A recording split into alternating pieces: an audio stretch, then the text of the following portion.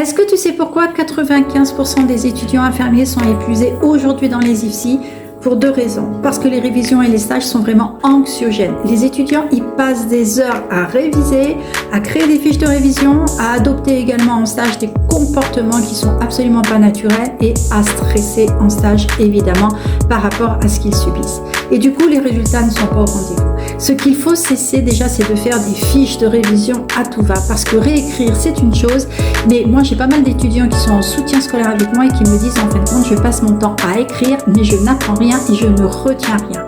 C'est pour ça que j'ai créé des fiches toutes prêtes de façon à ce que ce travail soit déjà fait en amont et qu'il n'ait plus qu'à passer à la deuxième partie la plus importante qui est celle de l'apprentissage. Et du coup, comment on apprend? Eh bien, tout simplement, il faut avoir des méthodes de travail et il faut mettre l'accent du coup sur la lecture de ces fiches.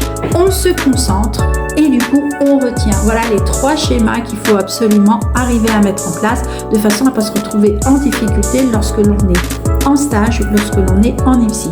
On lit et on arrête d'écrire et de réécrire ce qui a déjà été lu et entendu en IFSI. On se concentre lorsque l'on lit et on s'oblige à retenir. Et pour s'obliger à retenir, c'est pour ça que j'ai créé pas mal de fiches préfaites et des flashcards de façon à pouvoir ressortir à bon escient le contenu. J'ai beaucoup d'étudiants aussi qui bachotent et le bachotage c'est quoi? C'est que je travaille uniquement pour les QCM et une fois que le QCM il est passé, terminé, je ferme mon classeur, je ne veux plus en entendre parler. Sauf qu'en stage, il faut régulièrement faire des liens et en deuxième année, quand on ne se souvient plus de ce que l'on a acquis en première année, les stages se passent très mal parce que les infirmières du coup vont te dire tu as des lacunes, tu n'arrives pas à faire les liens, etc.